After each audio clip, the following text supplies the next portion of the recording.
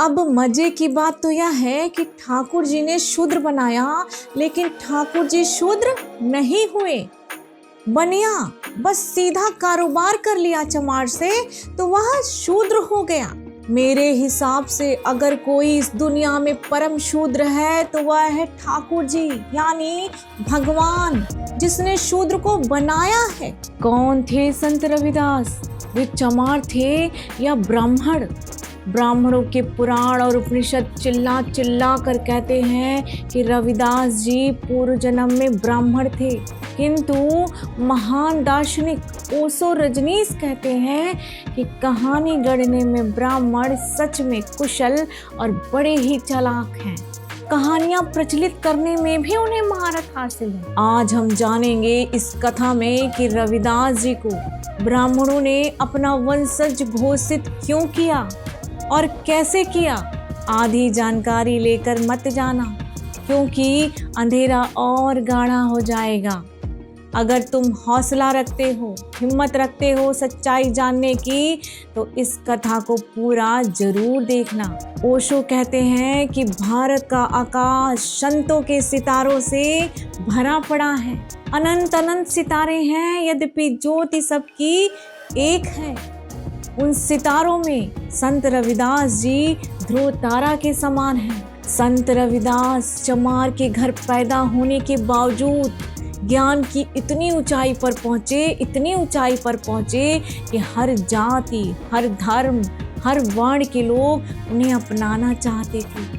उनके साथ बैठने में गर्व महसूस करते थे। यही कारण था कि काशी के ब्राह्मण भी मजबूर हो गए उन्हें स्वीकार करने के लिए। ब्राह्मण कई बार हार चुके थे संत रविदास से।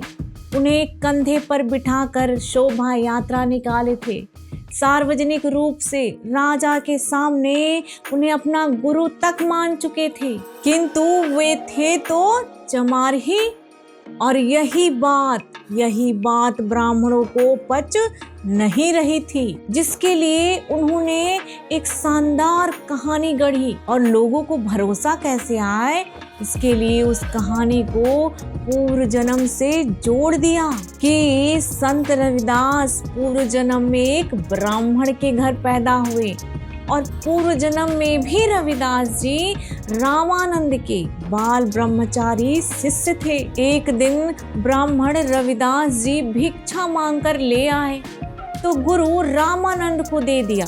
गुरु रामानंद ने थाल सजाकर अपने ठाकुर जी की प्रतिमा पर भोग चढ़ाया, लेकिन पहली बार रामानंद के जीवन में ठाकुर जी ने भोग लेने से इनकार कर दिया, प्रसाद लेने से इनकार कर दिया। यह तो ऐसे कह रहे हैं जैसे मूर्तियों द्वारा चढ़ावा या प्रसाद खाना आम बात हो।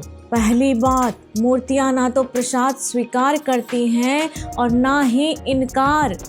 आप चाहो तो जाकर किसी भी मंदिर पर, किसी भी मूर्ति पर चढ़ावा चढ़ाकर देख लो। भाई मूर्ति तो मूर्ति ही है, लेकिन कहानी तो गढ़ी गई कि ठाकुर जी ने प्रसाद लेने से इनकार कर दिया। और कहानी हास्यप्रद तब हो गई जब रामानंद ने ठाकुर जी से पूछा कि महाराज आपने ऐसा क्यों किया, तो ठाकुर जी ने जवाब भी दिया कि वह प्रसाद ऐसे बनिया के घर से लाया गया था जिसका सीधा कारोबार एक चमार से है, इसलिए प्रसाद स्वीकार नहीं किया जा सकता।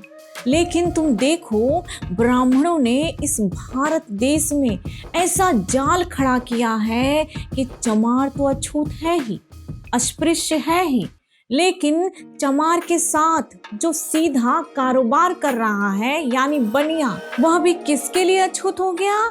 ठाकुर जी के लिए अछूत हो गया। ठाकुर जी ने शूद्र बनाया, ठाकुर जी ने बनिया बनाया, ठाकुर जी ने ही ब्राह्मण भी बनाया।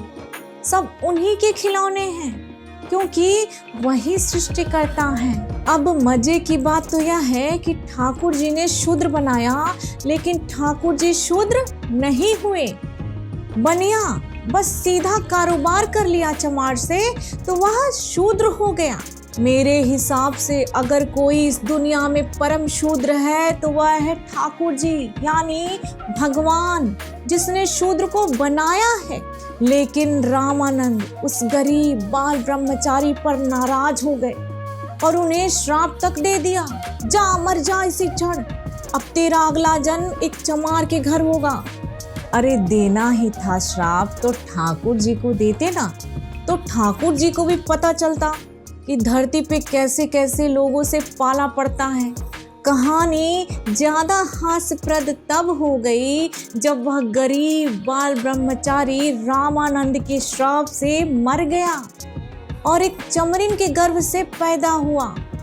वह 10 मिनट पहले पैदा हुआ बच्चा अपनी चमारन माँ का दूध पीने से इनकार कर दिया, यानी वह एक दिन पहले पैदा हुआ बच्चा यह कहने लग गया कि मैं अपनी चमारन माँ का दूध नहीं पीऊंगा।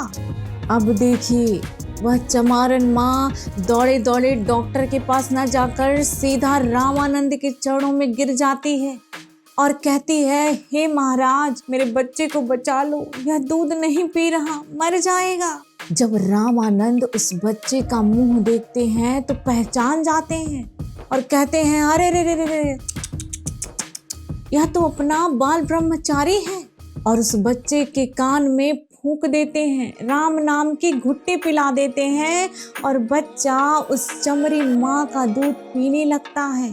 इस कहानी ने ब्राह्मणों की मूल समस्या का समाधान कर दिया। अब कहानी चल पड़ी और ब्राह्मण ग्रंथों में संत रविदास जी का वर्णन एक महानायक के रूप में होने लगा।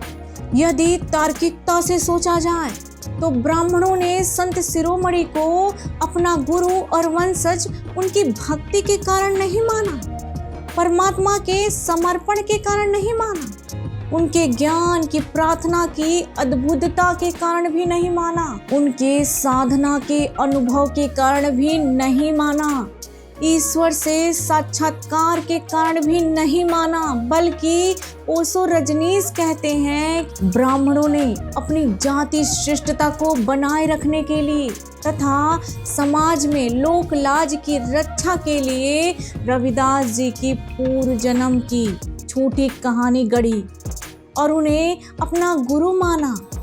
एक बार सभी भक्तगण मेरे साथ प्रेम से बोलो, संत शिरोमणि गुरु रविदास महाराज की जय।